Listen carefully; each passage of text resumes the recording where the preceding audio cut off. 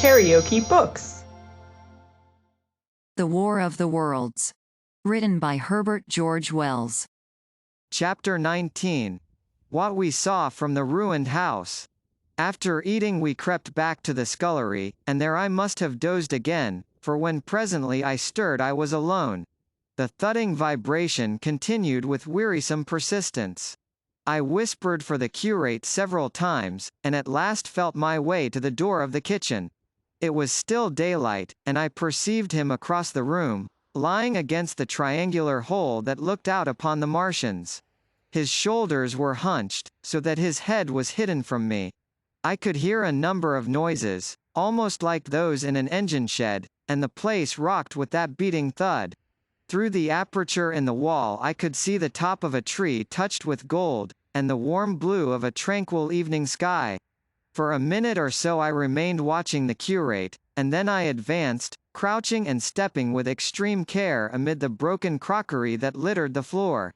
I touched the curate's leg, and he started so violently that a mass of plaster went sliding down outside and fell with a loud impact. I gripped his arm, fearing he might cry out, and for a long time we crouched motionless. Then I turned to see how much of our rampart remained. The detachment of the plaster had left a vertical slit open in the debris, and by raising myself cautiously across a beam I was able to see out of this gap into what had been overnight a quiet suburban roadway. Vast, indeed, was the change that we beheld. The fifth cylinder must have fallen right into the midst of the house we had first visited. The building had vanished, completely smashed, pulverized, and dispersed by the blow. The cylinder lay now far beneath the original foundations, deep in a hole, already vastly larger than the pit I had looked into at Woking. The earth all round it had splashed under that tremendous impact, splashed, is the only word, and lay in heaped piles that hid the masses of the adjacent houses. It had behaved exactly like mud under the violent blow of a hammer. Our house had collapsed backward. The front portion, even on the ground floor, had been destroyed completely. By a chance, the kitchen and scullery had escaped, and stood buried now under soil and ruins, closed in by tons of earth on every side, save towards the cylinder. Over that aspect we hung now on the very edge of the great circular pit the Martians were engaged in making. The heavy beating sound was evidently just behind us, and ever and again a bright green vapor drove up like a veil across our peephole. The cylinder was already opened in the center of the pit, and on the farther edge of the pit, amid the smashed and gravel-heaped shrubbery, one of the great fighting machines, deserted by its occupant, stood stiff and tall against the evening sky. At first I scarcely noticed the pit and the cylinder, although it has been convenient to describe them first, on account of the extraordinary glittering mechanism I saw, busy in the excavation, and on account of the strange creatures that were crawling slowly and painfully across the heaped mold near it. The mechanism it certainly was that held my attention first. It was one of those complicated fabrics that have since been called handling machines, and the study of which has already given such an enormous impetus to terrestrial invention. As it dawned upon me first, it presented a sort of metallic spider with 5 jointed, agile legs, and with an extraordinary number of jointed levers, bars, and reaching and clutching tentacles about its body. Most of its arms were retracted, but with 3 long tentacles it was fishing out a number of rods, plates, and bars which lined the covering of, and apparently strengthened the walls of, the cylinder. These, as it extracted them, were lifted out and deposited upon a level surface of earth behind it. Its motion was so swift, complex, and perfect that at first I did not see it as a machine, in spite of its metallic glitter. The fighting machines were coordinated and animated to an extraordinary pitch, but nothing to compare with this. People who have never seen these structures, and have only the ill-imagined efforts of artists or the imperfect descriptions of such eyewitnesses as myself to go upon, scarcely realize that living quality. I recall particularly the illustration of one of the first pamphlets to give a consecutive account of the war. The artist had evidently made a hasty study of one of the fighting machines, and there his knowledge ended. He presented them as tilted, stiff tripods, without either flexibility or subtlety, and with an altogether misleading monotony of effect. The pamphlet containing these renderings had a considerable vogue, and I mention them here simply to warn the reader against the impression they may have created. They were no more like the Martians I saw in action than a Dutch doll is like a human being. To my mind, the pamphlet would have been much better without them. At first, I say, the handling machine did not impress me as a machine, but as a crab-like creature with a glittering integument, the controlling Martian whose delicate tentacles actuated its movements seeming to be simply the equivalent of the crab's cerebral portion. But then I perceived the resemblance of its gray-brown, shiny, leathery integument to that of the other sprawling bodies beyond, and the true nature of this dexterous workman dawned upon me. With that realization my interest shifted to those other creatures, the real Martians. Already I had had a transient impression of these, and the first nausea no longer obscured my observation. Moreover, I was concealed and motionless, and under no urgency of action. They were, I now saw, the most unearthly creatures it is possible to conceive. They were huge round bodies, or, rather, heads, about 4 feet in diameter, each body having in front of it a face. This face had no nostrils, indeed, the Martians do not seem to have had any sense of smell, but it had a pair of very large, dark-colored eyes, and just beneath this a kind of fleshy beak. In the back of this head or body, I scarcely know how to speak of it, was the single tight tympanic surface, since known to be anatomically an ear, though it must have been almost useless in our denser air. In a group round the mouth were 16 slender, almost whip-like tentacles, arranged in 2 bunches of 8 each.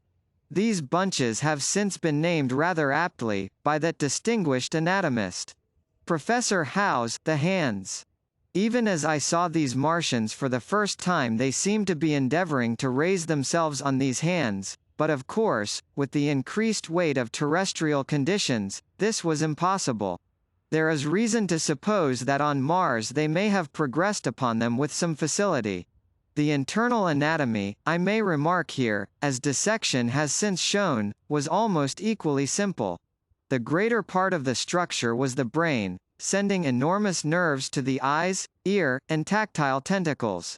Besides this were the complex lungs, into which the mouth opened, and the heart and its vessels.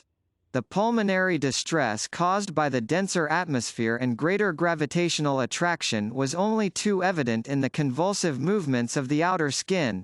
And this was the sum of the Martian organs. Strange as it may seem to a human being, all the complex apparatus of digestion, which makes up the bulk of our bodies, did not exist in the Martians. They were heads, merely heads. Entrails they had none. They did not eat, much less digest. Instead, they took the fresh, living blood of other creatures, and injected it into their own veins. I have myself seen this being done, as I shall mention in its place. But, squeamish as I may seem, I cannot bring myself to describe what I could not endure even to continue watching. Let it suffice to say, blood obtained from a still living animal, in most cases from a human being, was run directly by means of a little pipette into the recipient canal. The bare idea of this is no doubt horribly repulsive to us, but at the same time I think that we should remember how repulsive our carnivorous habits would seem to an intelligent rabbit. The physiological advantages of the practice of injection are undeniable, if one thinks of the tremendous waste of human time and energy occasioned by eating and the digestive process. Our bodies are half made up of glands and tubes and organs, occupied in turning heterogeneous food into blood. The digestive processes and their reaction upon the nervous system sap our strength and color our minds. Men go happy or miserable as they have healthy or unhealthy livers, or sound gastric glands. But the Martians were lifted above all these organic fluctuations of mood and emotion. Their undeniable preference for men as their source of nourishment is partly explained by the nature of the remains of the victims they had brought with them as provisions from Mars. These creatures, to judge from the shriveled remains that had fallen into human hands, were bipeds, with flimsy, siliceous skeletons, almost like those of the siliceous sponges, and feeble musculature, standing about 6 feet high, and having round, erect heads, and large eyes in flinty sockets. 2 or 3 of these seemed to have been brought in each cylinder, and all were killed before Earth was reached. It was just as well for them, for the mere attempt to stand upright upon our planet would have broken every bone in their bodies. And while I am engaged in this description, I may add in this place certain further details, which, although they were not all evident to us at the time, will enable the reader who is unacquainted with them to form a clearer picture of these offensive creatures. In 3 other points their physiology differed strangely from ours. Their organisms did not sleep, any more than the heart of man sleeps. Since they had no extensive muscular mechanism to recuperate, that periodical extinction was unknown to them. They had little or no sense of fatigue, it would seem. On Earth they could never have moved without effort, yet even to the last they kept in action. In 24 hours they did 24 hours of work, as even on Earth is perhaps the case with the ants. In the next place, wonderful as it seems in a sexual world, the Martians were absolutely without sex, and therefore without any of the tumultuous emotions that arise from that difference among men. A young Martian, there can now be no dispute, was really born upon Earth during the war, and it was found attached to its parent, partially budded off, just as young lily bulbs bud off, or like the young animals in the fresh water polyp. In man, in all the higher terrestrial animals, such a method of increase has disappeared. But even on this Earth it was certainly the primitive method. Among the lower animals, up even to those first cousins of the vertebrated animals, the tunicates, the 2 processes occur side by side, but finally the sexual method superseded its competitor altogether. On Mars, however, just the reverse has apparently been the case. It is worthy of remark that a certain speculative writer of quasi-scientific repute, writing long before the Martian invasion, did forecast for man a final structure not unlike the actual Martian condition. His prophecy, I remember, appeared in November or December, 1893, in a long-defunct publication, the Pall Mall Budget, and I recall a caricature of it in a pre-Martian periodical called Punch.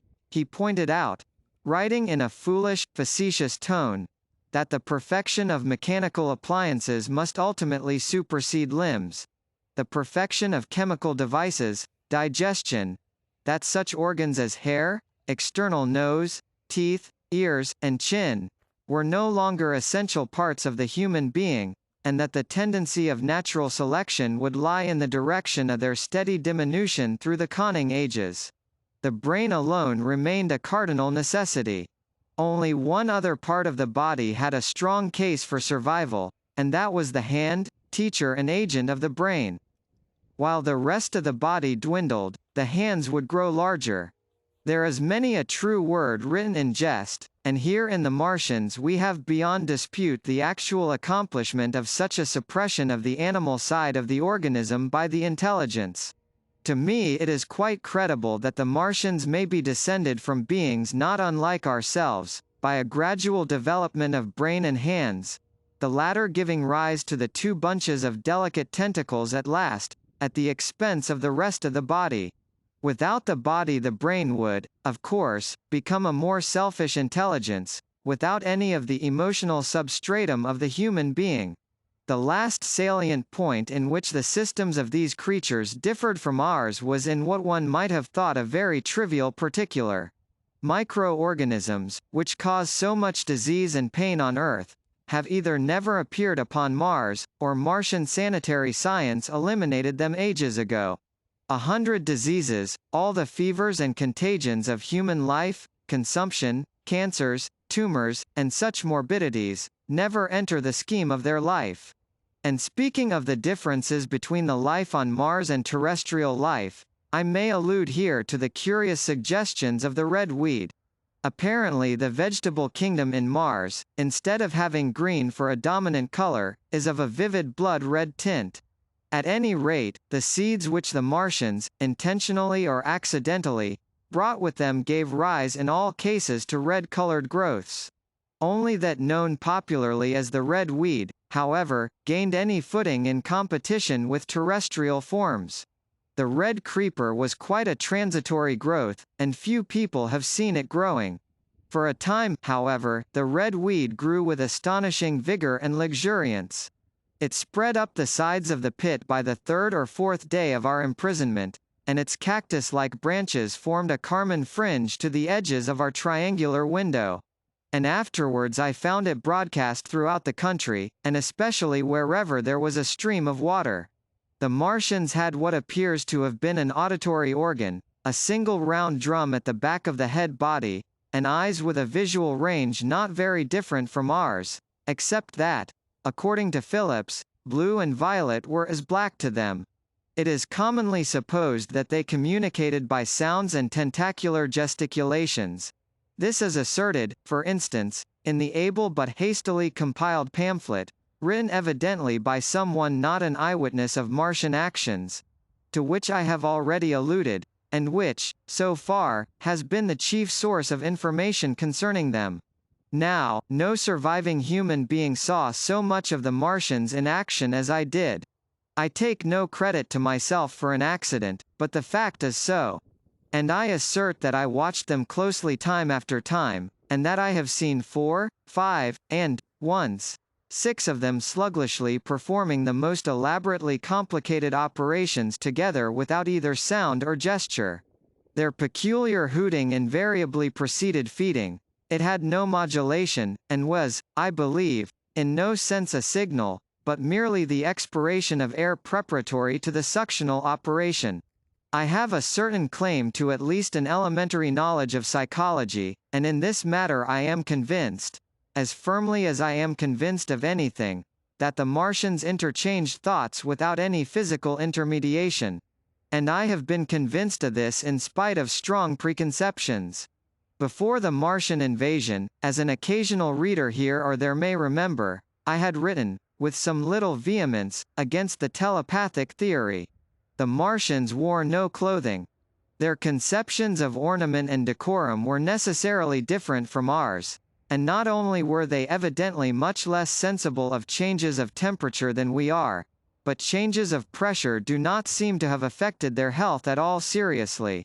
But if they wore no clothing, yet it was in the other artificial additions to their bodily resources, certainly, that their great superiority over man lay.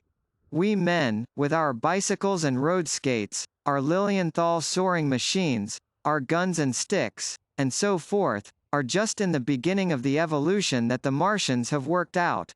They have become practically mere brains, wearing different bodies according to their needs, just as men wear suits of clothes, and take a bicycle in a hurry or an umbrella in the wet. And of their appliances, perhaps nothing is more wonderful to a man than the curious fact that what is the dominant feature of almost all human devices in mechanism is absent. The wheel is absent. Among all the things they brought to earth there is no trace or suggestion of their use of wheels. One would have at least expected it in locomotion. And in this connection it is curious to remark that even on this earth nature has never hit upon the wheel, or has preferred other expedients to its development. And not only did the Martians either not know of, which is incredible, or abstain from, the wheel, but in their apparatus singularly little use is made of the fixed pivot, or relatively fixed pivot, with circular motions thereabout confined to one plane. Almost all the joints of the machinery present a complicated system of sliding parts moving over small but beautifully curved friction bearings. And while upon this matter of detail, it is remarkable that the long leverages of their machines are in most cases actuated by a sort of sham musculature of discs in an elastic sheath. These discs become polarized and drawn closely and powerfully together when traversed by a current of electricity. In this way the curious parallelism to animal motions, which was so striking and disturbing to the human beholder, was attained. Such quasi-muscles abounded in the crab-like handling machine which, on my first peeping out of the slit, I watched unpacking the cylinder. It seemed infinitely more alive than the actual Martians lying beyond it in the sunset light, panting, stirring ineffectual tentacles, and moving feebly after their vast journey across space. While I was still watching their feeble motions in the sunlight, and noting each strange detail of their form, the curate reminded me of his presence by pulling violently at my arm. I turned to a scowling face, and silent, eloquent lips. He wanted the slit, which permitted only one of us to peep through, and so I had to forego watching them for a time while he enjoyed that privilege. When I looked again, the busy handling machine had already put together several of the pieces of apparatus it had taken out of the cylinder into a shape having an unmistakable likeness to its own. And down on the left a busy little digging mechanism had come into view, emitting jets of green vapor and working its way round the pit, excavating and embanking in a methodical and discriminating manner. This it was which had caused the regular beating noise, and the rhythmic shocks that had kept our ruinous refuge quivering. It piped and whistled as it worked. So far as I could see, the thing was without a directing Martian at all. KaraokeBooks.